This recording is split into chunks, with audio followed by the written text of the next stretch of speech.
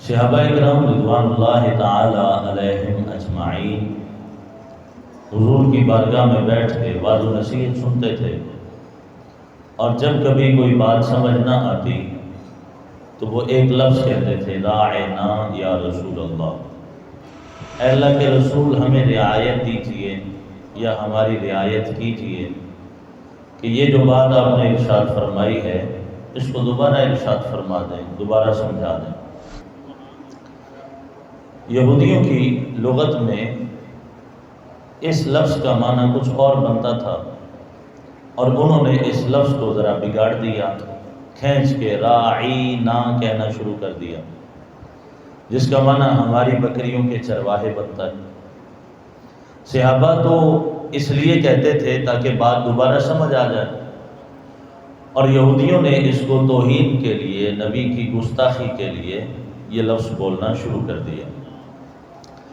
حضرت سعد بن معاذ رضی اللہ تعالی عنہ انہوں نے ایک دن سنا تو کریم آقا صلی اللہ علیہ وآلہ وسلم کی بارگاہ میں جا کے عرض کی کہ یہودی اس طرح آپ کو توہین کی نیت سے کہتے ہیں۔ اللہ تعالیٰ نے قرآن مجید نازل فرمایا اور اس لفظ سے منع فرما دیا گیا، یا ایھا الذین آمنوا، اے ایمان والو، لا تقولوا راعنا، تم راعنا نہ کہا کرو۔ آپ اندازہ کریں یہ لفظ ٹھیک تھا، لیکن چونکہ اس لفظ کے پردے میں نبی کی توہین ہو رہی تھی، صریح لفظ تو دور کی بات، کوئی ایسا لفظ صحیح ہو لیکن اس کے پردے میں نبی کی توہین ہو، اللہ وہ صحیح لفظ بھی برداشت نہیں فرماتا۔ اس درست لفظ سے بھی منع کر دیا گیا، لا تقولوا راعنا، راعنا نہیں کہنا۔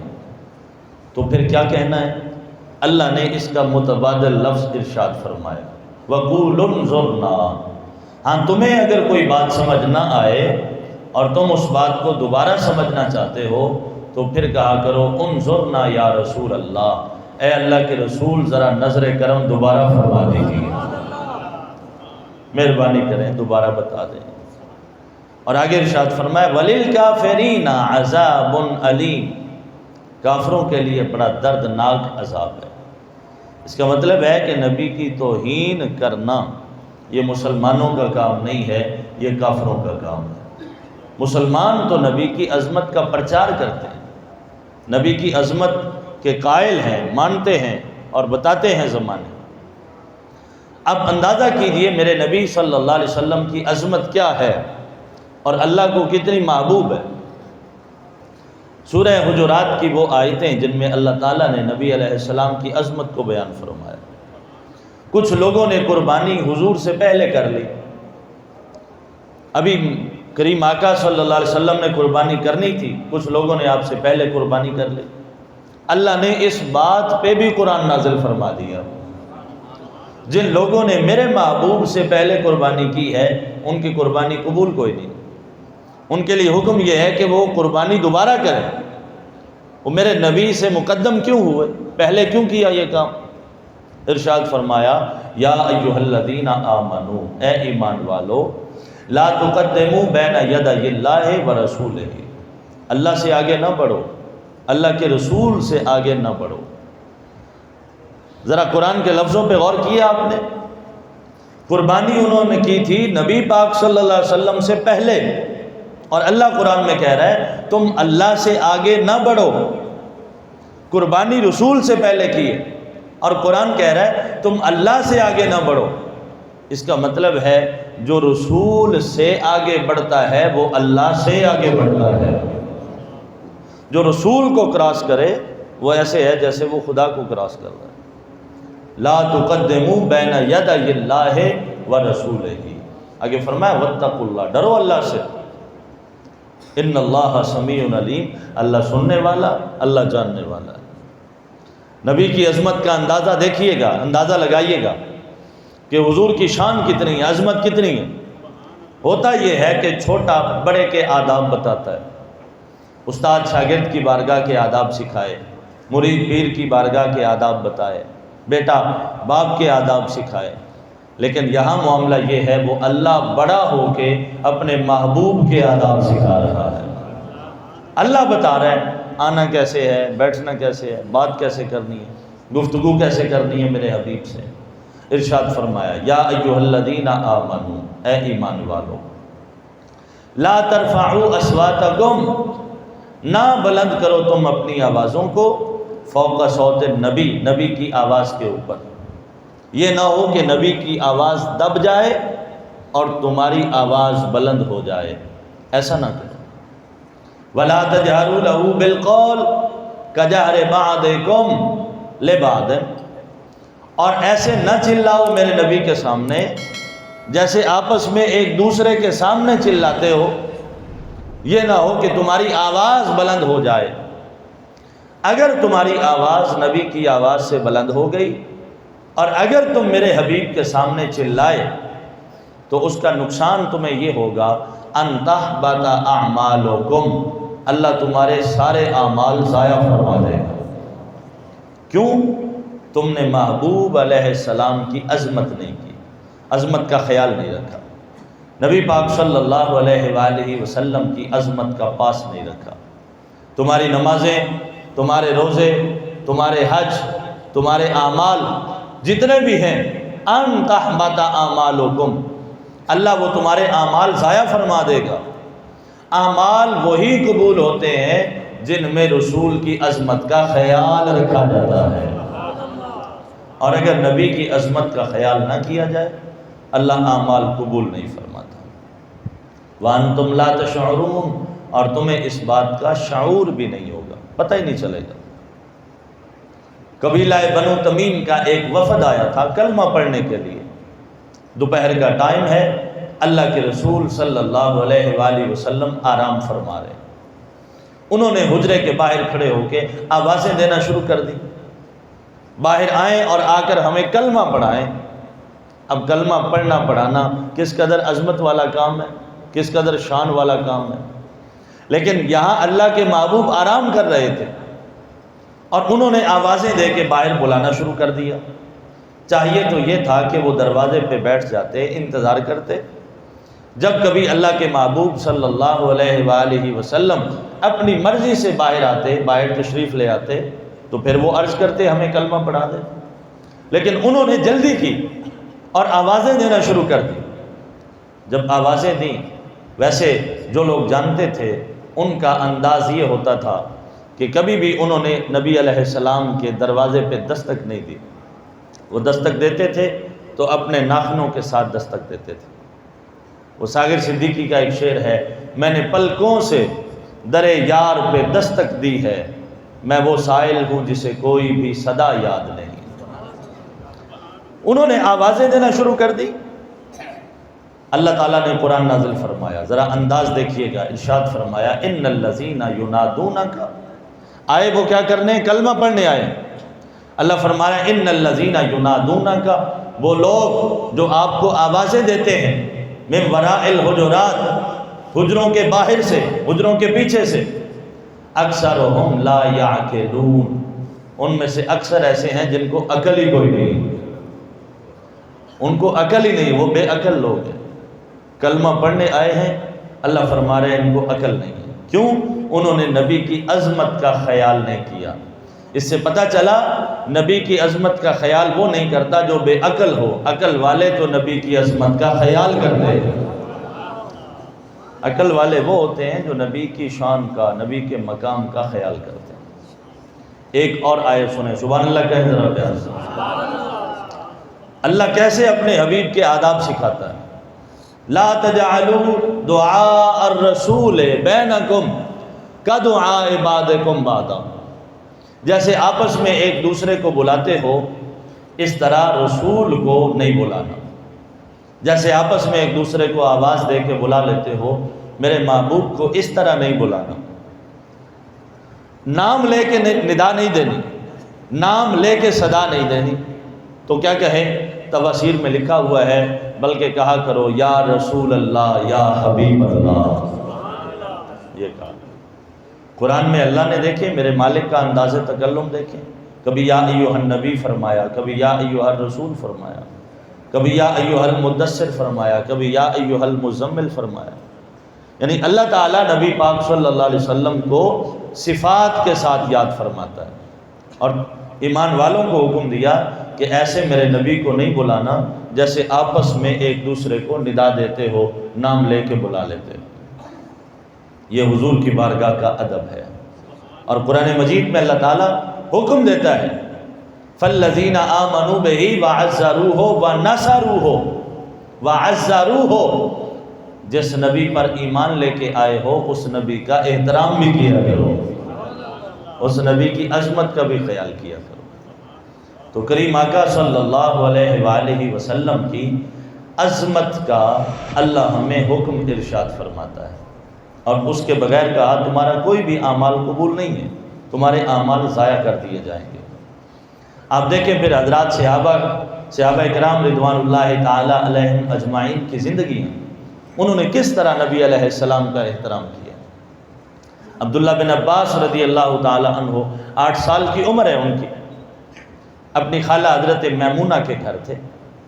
نبی پاک صلی اللہ علیہ وسلم تہجد کے وقت بیدار ہوئے، یہ کہتے ہیں کہ میں بھی حضور سید عالم صلی اللہ علیہ وسلم کے ساتھ کھڑا ہو گیا، تھوڑا پیچھے ہو گیا۔ حضور نے مجھے کان سے پکڑا اور اپنے برابر کھڑا کر لیا، اللہ اکبر کہنے لگے، میں پھر پیچھے ہو گیا۔ حضور نے پھر کان سے مجھے پکڑا اور اپنے برابر کھڑا کر لیا، حضور پھر اللہ اکبر کہنے لگے، میں پھر پیچھے ہو گیا۔ جب 3 مرتبہ ایسا ہوا تو رسول اللہ صلی اللہ علیہ وسلم نے مجھ سے پوچھا تجھے کیا ہو گیا، میں تجھے اپنے برابر کھڑا کرتا ہوں اور تو پیچھے چلا جاتا ہے۔ 8 سال کی عمر ہے، جواب سنیں۔ عرض کرنے لگے یا رسول اللہ میری اتنی مجال ہے کہ میں آپ کے برابر کھڑا ہو سکوں، میں کون ہوتا ہوں آپ کے برابر کھڑا ہونے والا۔ یہ تربیت ملتی ہے پھر گھر سے ملتی ہے، کیونکہ یہ حضور کے چچا حضرت عباس رضی اللہ تعالی عنہ، وہ حضور کے چچا ہیں۔ ایک دن میرے نبی نے پوچھا یہ بتاؤ تم بڑے ہو یا میں بڑا ہوں؟ حضرت عباس 2 سال عمر میں رسول اللہ سے بڑے تھے، عمر میں 2 سال بڑے تھے۔ رسول اللہ نے پوچھا یہ بتاؤ تم بڑے ہو یا میں بڑا ہوں؟ اب دیکھیے کیسا جواب ہے، ادب کی بھی معراج ہے، عشق کی بھی معراج ہے، اور تعظیم مصطفیٰ دیکھیے۔ عرض کرنے لگے یا رسول اللہ صلی اللہ علیہ وآلہ وسلم بڑے تو آپ ہیں، پیدا پہلے میں ہو گیا ہوں، وڈے تھے تو ساؤ جمع پہلے میں۔ یہ ہے جی انداز ادب، یہ ہے نبی کا احترام کرنے کا طریقہ جو ہمارے بزرگوں نے کیا، ہمارے اسلاف نے کیا۔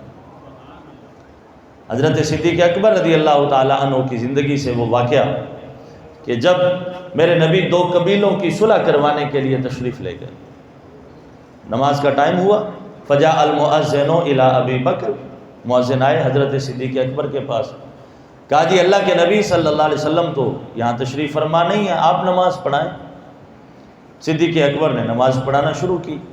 دوران نماز حضور سید عالم صلی اللہ علیہ وسلم بھی تشریف لے آئے۔ دوران نماز میرے نبی جب تشریف لے کے آئے تو جو پیچھے حضرات کھڑے تھے ان کو پتہ چلا حضور آ گئے، انہوں نے صفوں کو توڑنا شروع کر دیا۔ حضور آگے بڑھتے چلے گئے، وہ صفیں توڑتے گئے، حضور آگے بڑھتے چلے گئے۔ اسی حدیث کے لفظ ہیں، صحابہ کہتے ہیں جب ہم نے حضور کے چہرے کی طرف دیکھا کأنَّ وَجْهَهُ وَرَقَةُ مُصْحَفٍ، حضور کا چہرہ ہمیں ایسے لگ رہا تھا جیسے قرآن کے ورقے ہوتے ہیں، اتنا خوبصورت چہرہ، قرآن کے ورقے لگتے تھے۔ نبی پاک صلی اللہ علیہ وسلم صفوں کو چیرتے ہوئے پہلی صف کے اوپر، صدیق اکبر نماز پڑھا رہے ہیں۔ صحابہ میں سے کچھ لوگوں نے تصفیق کرنا شروع کی، یہ اس کو بولتے ہیں تصفیق، ہاتھ کے اوپر سیدھا ہاتھ، اس کو تالی کہتے ہیں۔ یہ تالی حرام ہے، یہ نہیں بجانی چاہیے، اس کو تصفیق کہتے ہیں، یہ درست ہے، یہ جائز ہے۔ تصفیق کی تاکہ امام صاحب کو پتہ چلے کہ حضور تشریف لے آئے۔ جب نبی پاک صلی اللہ علیہ وآلہ وسلم آپ پہلی صف کے اوپر پہنچے، صحابہ نے تصفیق کی، صدیق اکبر رضی اللہ تعالی عنہ نے پیچھے مڑ کے دیکھا تو رسول اللہ تشریف فرما۔ اب وہ مصلی سے پیچھے ہٹنے لگے، کیا غضب کیا تیری یاد نے مجھے آ ستایا نماز میں، میرے وہ بھی سجدے ادا ہوئے جو قضا ہوئے تھے نماز میں، مجھے کام کیا تھا رکوع سے، مجھے کیا خبر تھی سجود کی، تیرے نقش پا کی تلاش تھی کہ جھکا رہا میں نماز میں، کیا غضب کیا تیری یاد نے۔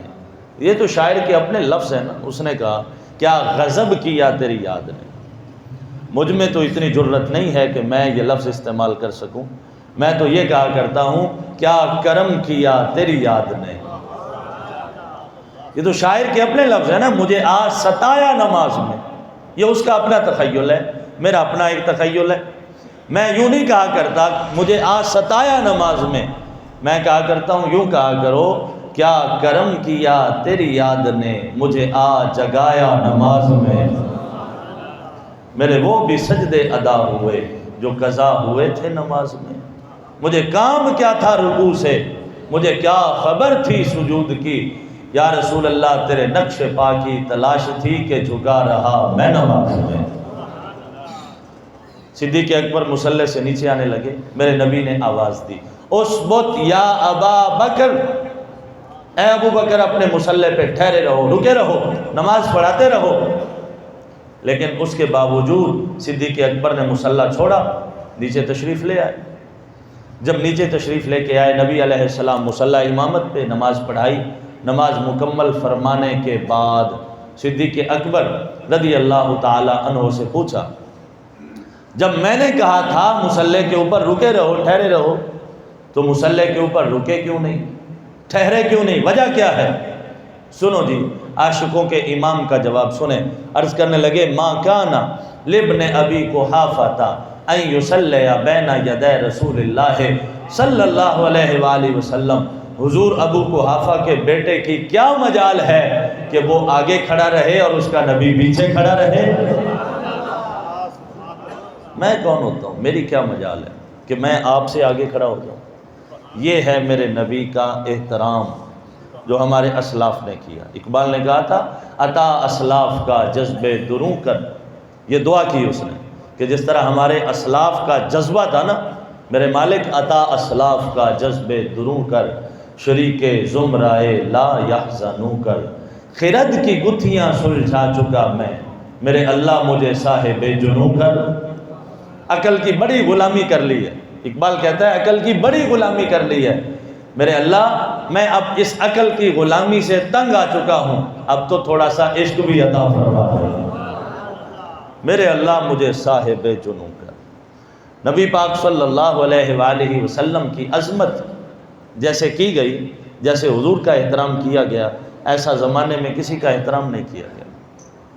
حضور جب وضو فرماتے ہیں تو صحابہ وضو کے پانی کا ایک قطرہ بھی زمین کے اوپر نہیں گرنے دیتے، اپنے ہاتھوں کے اوپر لیا، چہرے کے اوپر مل لیا۔ اگر کسی کو وہ پانی کا قطرہ نصیب نہیں ہوا تو اس نے دوسرے ساتھی کے ہاتھ کے اوپر اپنی ہتھیلی کو رگڑا اور پھر اپنے چہرے کے اوپر مل لیا۔ اتنا احترام، اتنا ادب۔ اور قرآن سنیں، پھر ایک آیت سنیں، سبحان اللہ کہیں ذرا پیار سے۔ اللہ تعالیٰ کے محبوب صلی اللہ علیہ وسلم کا ادب کیا ہے؟ ارشاد فرمایا یا ایھا الذین آمنوا، اے ایمان والو، استجیبوا للہ وللرسول اذا دعاکم، جب تمہیں اللہ اور اس کا رسول بلائے فوراً حاضر ہو جاؤ، اللہ کی بارگاہ میں، اس کے رسول کی بارگاہ میں۔ اگر آپ قرآن کے لفظوں پہ غور کر لیں گے تو پیچھے ہے استجیبوا للہ وللرسول، جب اللہ بلائے اس کا رسول بلائے، دو کا ذکر ہے، اور آگے ہے اذا دعاکم، جب وہ بلائے، یہاں ایک کا ذکر ہے، پیچھے ہے دو ہستیوں کا ذکر، آگے واحد کا صیغہ ہے۔ اذا دعاکم، یہاں دعا وا ہونا چاہیے تھا دو کے ذکر کے لیے، جب وہ دونوں تمہیں بلائیں، لیکن پیچھے کہا اللہ اور اس کا رسول، آگے کہا جب وہ ایک تمہیں بلائے۔ بڑا نفیس اشارہ ہے، اللہ زمانے کو بتانا چاہتا ہے جو رسول کا بلانا ہے وہی خدا کا بلانا ہے، ان کے بلانے میں کوئی فرق نہیں ہے، رسول کا بلانا ہی خدا کا بلانا۔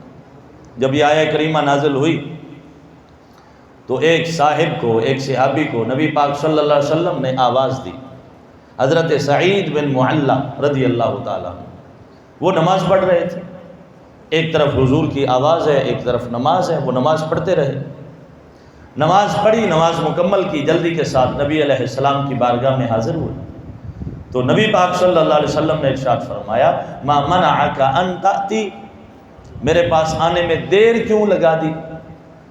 کافی دیر ہو گئی، میں نے آواز دی ہے، آنے میں دیر کیوں لگا دی؟ سنو جی، انہوں نے عرض کی یا رسول اللہ انی کنت اصلی، میں نماز پڑھ رہا تھا اس لیے آنے میں ذرا دیر ہو گئی۔ میرے نبی نے فرمایا کیا تم نے اللہ کا قرآن نہیں پڑھا؟ اللہ کا قرآن نہیں پڑھا ہوا؟ اللہ کا قرآن یہ کہتا ہے استجیبوا للہ وللرسول اذا دعاکم، جب کبھی تمہیں اللہ اور اس کا رسول بلائے، جو کام بھی کر رہے ہو چھوڑ دو، رسول کی بارگاہ میں حاضر ہو جاؤ۔ یہ ہے جی عظمت مصطفیٰ، یہ میرے نبی کی عظمت ہے، احترام ہے۔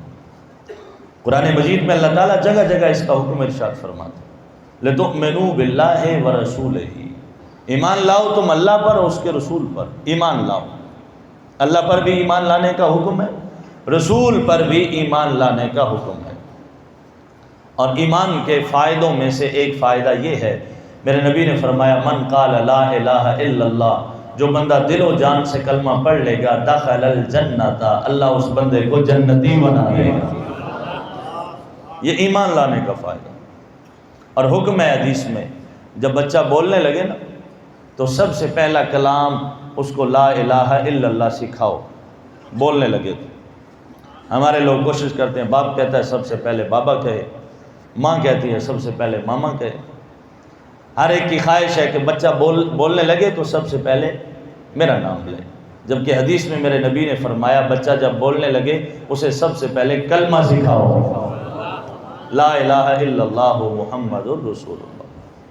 اور یہ بھی حکم ہے جب بندہ دنیا سے جا رہا ہو نا، نزا کا وقت ہے، بندہ دنیا سے جا رہا ہے، آخری ٹائم ہے، تو اس کے پاس کھڑے ہو کے پڑھو لا الہ الا اللہ محمد الرسول اللہ، پڑھتے رہو تاکہ تم سے کلمہ سن کے اس کو بھی کلمہ پڑھنے کا خیال آئے اور وہ بھی کلمہ پڑھے۔ اور فرمان مصطفیٰ کا مفہوم ہے صلی اللہ علیہ وسلم، جس بندے کا پہلا کلام بھی کلمہ ہو اور جس بندے کا آخری کلام بھی کلمہ ہو، اس کلمے کی برکت سے اللہ اس بندے کو جنتی بنا دیتا ہے۔ یہ ایمان کی برکت ہے۔ اور آگے حکم ارشاد فرمایا وَتُعَزِّرُوهُ وَتُوَقِّرُوهُ، پھر نبی پر ایمان لے کے آئے ہو تو اس نبی کا احترام کرو، اس نبی کی عزت کرو۔ نبی کا احترام، نبی کی عزت، یہ ایسا معاملہ ہے، آپ اندازہ کیجئے گا جب حضرت یوسف علیہ السلام بکتے بکاتے جب مصر پہنچے تھے، پھر ایک وقت آیا بھائیوں نے بیچ دیا تھا اہل مصر کو، وَشَرَوْهُ بِثَمَنٍ بَخْسٍ دَرَاهِمَ مَعْدُودَةٍ وَكَانُوا فِيهِ مِنَ الزَّاهِدِينَ، بھائیوں نے بیچ دیا۔ یوسف علیہ السلام نے حالات کا مقابلہ کیا، اللہ کے نبی بڑے صبر کرنے والے ہوتے ہیں، قید بھی کاٹی، بڑی ساری تکلیفیں مشقتیں برداشت کی، اور پھر یہ تو ہے نا العطایا علی قدر البلایا، اللہ جتنی پریشانیاں دیتا ہے اللہ اتنی آسانیاں بھی تو عطا فرماتا ہے۔ بندہ ذرا برداشت کرے تو صحیح، اللہ پھر انعام بھی عطا فرماتا ہے۔ پہلے اللہ امتحان لیتا ہے بندے کا ذرا، بہت سارے بندے پھر امتحان میں فیل ہو جاتے ہیں، جب امتحان میں فیل ہو جائیں گے تو پکی بات ہے کامیابی تو نہیں ملے گی نا۔ ذرا سی پریشانی آئے بندے اللہ کی شکایتیں شروع کر دیتے ہیں۔ کبھی اللہ کے نبی کی پریشانیاں دیکھ لینا۔ میں اکثر یہ جملے کہا کرتا ہوں، مجھے کسی اللہ والے ایک بزرگ نے کہے تھے، اور اکثر میں خطاب میں یہ جملے کہا کرتا ہوں، لوگ پریشان ہو کے آ جاتے ہیں، اے بھی پریشانی ہے اے بھی پریشانی ہے۔ میں پوچھ لیتا ہوں کبھی آپ کے رستے میں کسی نے کانٹے بچھائے؟ کبھی آپ دین کی تبلیغ کرنے گئے ہوں کسی نے آپ کو پتھر مارے؟ کبھی آپ سجدہ کر رہے ہوں کسی نے اونٹ کی اوجڑی اٹھا کے آپ کی پشت کے اوپر گردن کے اوپر رکھ دی ہو؟ کبھی ایسا ہو آپ سجدے میں ہوں اور کسی بدبخت نے کپڑا آپ کے گلے میں ڈال کے گھونٹا ہو؟ کبھی ایسا موڑ آیا زندگی میں؟ کہا جی نہیں آیا۔ میں نے کہا یہ ساری پریشانیاں اللہ کے رسول نے تو برداشت فرمائی ہے نا، تو کی ہو گیا؟ ذرا سی پریشانی آئی اور بندے پریشان ہو جاتے ہیں۔ اللہ کے نبی یوسف علیہ السلام بکتے بکاتے حالات کا مقابلہ کرتے اللہ کی رضا پہ راضی ہوتے ہوئے مصر جا پہنچے، قید خانہ بھی گزر گیا، سارے معاملات ہو گئے۔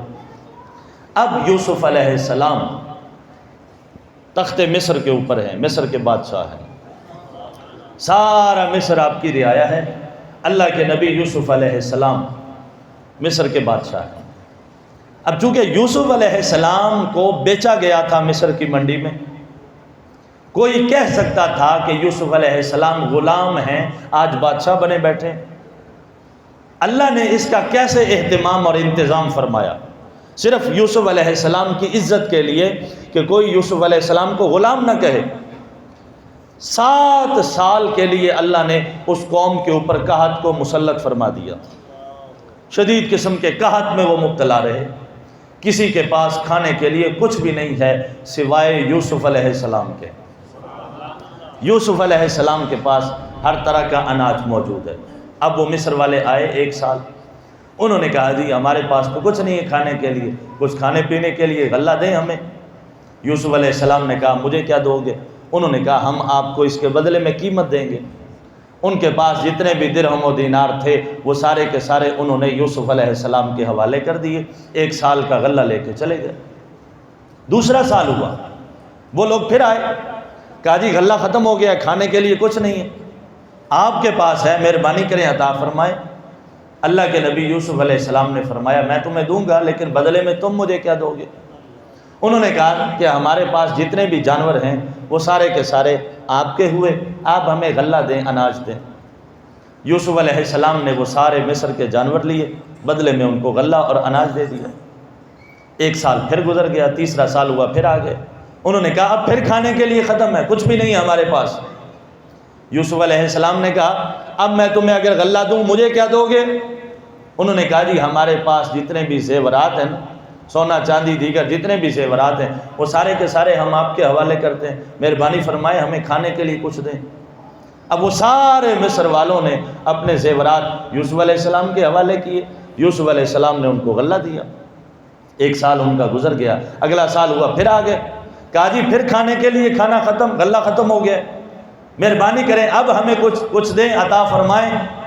یوسف علیہ السلام نے فرمایا اب میں اگر تمہیں غلہ دوں تم بدلے میں مجھے کیا دو گے؟ انہوں نے کہا سائیں ہمارے پاس جتنی بھی زمینیں ہیں وہ ساری کی ساری ہم آپ کے نام لگا دیں، آپ ہمیں غلہ دے دیں۔ اب وہ سارے مصر والوں نے زمینیں یوسف علیہ السلام کے نام لگوا دیں، زمینوں سے وہ خالی ہو گئے۔ یوسف علیہ السلام مصر کے بادشاہ بھی ہیں، مصر کی زمین کے مالک بھی ہیں۔ 1 سال گزر گیا، اگلا سال ہوا، پھر آ گئے، کہا جی اب پھر ہمارے پاس کھانے کے لیے ختم ہو گیا غلہ، ہمیں کھانے کے لیے غلہ دیں۔ یوسف علیہ السلام نے فرمایا میں اگر تمہیں دوں بدلے میں تم مجھے کیا دو گے؟ انہوں نے کہا ہمارے پاس جتنے بھی غلام ہیں، جتنی بھی باندیاں ہیں، جتنے بھی وہ غلام باندیاں وہ سارے کے سارے ہم آپ کو دیتے ہیں، آپ بدلے میں ہمیں کھانے کے لیے کچھ دیں۔ انہوں نے اپنے سارے غلام، سارے باندیاں وہ یوسف علیہ السلام کے حوالے کی، آپ نے غلہ دیا، چلے گئے۔ 1 سال پھر گزر گیا، 6واں سال ہوا، وہ لوگ پھر آئے، کہا جی غلہ پھر ختم ہے، کھانے کے لیے کچھ دیں۔ یوسف علیہ السلام نے فرمایا میں اگر تمہیں دوں غلہ مجھے کیا دو گے؟ انہوں نے کہا ہماری جتنی بھی اولادیں ہیں ہم اپنی اولادوں کو آپ کا غلام بناتے ہیں، آپ اناج دیں ہمیں بس۔ 6 سال پورے ہو گئے، سارے مصر والوں کی اولادیں یوسف علیہ السلام کی غلام ہیں۔ 6واں سال پورا ہوا، 7واں سال ہوا، وہ لوگ پھر آ گئے۔ انہوں نے کہا جی اب پھر غلہ ختم ہے، مہربانی کریں کھانے کے لیے کچھ عطا فرمائیں۔ یوسف علیہ السلام نے فرمایا مجھے کیا دو گے؟ انہوں نے کہا اور تو ہمارے پاس کچھ بچا نہیں، ہم خود بچ گئے ہیں، ہم سارے مرد آپ کے غلام بنتے ہیں اور عورتیں آپ کی باندیاں بنتی ہیں، آپ ہمیں غلہ دیں، اناج دیں۔ ایک بندے نے کہا تھا یوسف علیہ السلام کو غلام، اللہ نے فرمایا تمہیں کیا پتا نبی کی عزت کیا ہوتی ہے، تمہیں کیا پتا نبی کی شان کیا ہوتی ہے، تم نے میرے نبی کو غلام کہا، اگر میں سارے مصر کو یوسف کا غلام نہ بنا دوں مجھے بھی یوسف کا رب نہ کہنا۔ وہ سارا مصر یوسف علیہ السلام کا غلام بنا یا نہیں بنا؟ ایک اور جملہ سنیے، یہ یوسف علیہ السلام کی عزت ہے کہ جن کی عزت کے لیے اللہ سارے مصر کو یوسف علیہ السلام کا غلام بنا دے، تو سوچو امام الانبیاء کی عظمت کا عالم کیا ہوگا؟ جو یوسف کے بھی نبی ہیں، ان کی عظمت کیا ہے، ان کی شان کیا ہے؟ یوسف علیہ السلام نے جب وہ سارے اہل مصر آپ کے غلام بن گئے، عورتیں ان کی باندیاں بن گئی، یہ سارا اہتمام اللہ نے اس لیے فرمایا تاکہ کوئی یوسف کو غلام نہ کہے، یوسف علیہ السلام کو کوئی شخص غلام نہ کہے۔ اب وہ سارے غلام ہیں۔ یوسف علیہ السلام نے پھر اللہ کے نبی کا رحم دیکھیں، اللہ کے نبی کی شفقت دیکھیں۔ یوسف علیہ السلام نے بادشاہ سے مشورہ کیا، کہا کیا کرنا چاہیے؟ اس نے کہا سائیں آپ مالک ہیں، جیسے آپ کا دل کرے کریں۔ اب وہ جتنے بھی اہل مصر آپ کے غلام تھے، فرمایا اللہ کی رضا کے لیے سب کو میں آزاد کرتا ہوں، اور 7 سالوں میں جو کچھ تم نے مجھے دیا، زمینیں دی، اپنے زیور دیے، اور جو کچھ بھی تم نے مجھے دیا، میں وہ سارے کا سارا اللہ کی رضا کے لیے تمہیں واپس کرنے لگا ہوں۔ یہ اللہ کے نبی کی شفقت ہے۔ سارا کچھ جو ان کا تھا یوسف علیہ السلام نے ان کو واپس کر دیا، اور 7 سال مصر والوں کو مفت غلہ عطا فرمایا، مفت اناج دیا۔ اور ان 7 سالوں میں یوسف علیہ السلام نے کبھی بھی پیٹ بھر کے کھانا نہیں کھایا، پورے 7 سال انتہائی کم کھانا کھاتے تھے، اور انتہائی سادہ کھانا۔ بادشاہ ہو، آج لوگوں کے پاس ذرا سا مال آ جائے تو لوگوں کے جو نوالے ہیں وہ تبدیل ہو جاتے ہیں، وہ بدل جاتے ہیں۔ یوسف علیہ السلام مصر کے مالک ہیں، لیکن 7 سالوں میں انتہائی سادہ کھانا کھاتے تھے۔ کسی نے ایک دن پوچھا آپ کے پاس تو ہر شے موجود ہے، آپ چاہیں تو صبح و شام عالی شان مہنگا کھانا کھا سکتے ہیں، لیکن یہ اتنا سادہ اور اتنا تھوڑا کھانا کیوں کھاتے ہیں اور بھوکے کیوں رہتے ہیں؟ فرماتے ہیں میں اس لیے سیر ہو کے کھانا نہیں کھاتا، کہیں میں بھوکوں کی بھوک نہ بھول جاؤں، یہ نہ ہو کہ میرا پیٹ بھرا ہوا ہو اور مجھے بھوکوں کی بھوک بھول جائے، بھوکوں کی بھوک کا مجھے خیال نہ رہے۔ یہ یوسف علیہ السلام کا فرمان ہے کہ جب بندہ خود پیٹ بھر کے کھا لینا، پھر بھوکوں کی بھوک کا خیال نہیں رہتا، بھوکوں کی بھوک کا احساس نہیں رہتا۔ آج اگر حکمرانوں کو رعایا کا خیال نہیں آتا نا، تو اس کی ایک وجہ یہ ہے جو یوسف علیہ السلام کا فرمان ہے،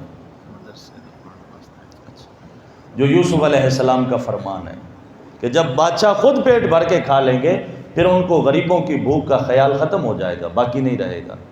تو اللہ اپنے نبیوں کی عظمت کے معاملے میں اتنا غیرت مند ہے کہ سارا مصر یوسف علیہ السلام کے ہاتھ پہ غلام بنا دیا۔ اللہ نبی کا احترام کرنے کی توفیق عطا فرمائے۔ اور نبی کا احترام کیسے کریں؟ اس کا ایک طریقہ نبی کی اطاعت بھی ہوتا ہے، نبی کا کہنا مانیں، یہ بھی ایک طریقہ ہوتا ہے نبی کی کا احترام کرنے کا، نبی کی عظمت کو بجا لانے کا۔ اللہ عمل کی توفیق عطا فرمائے۔ وآخر دعوانا الحمدللہ رب العالمین۔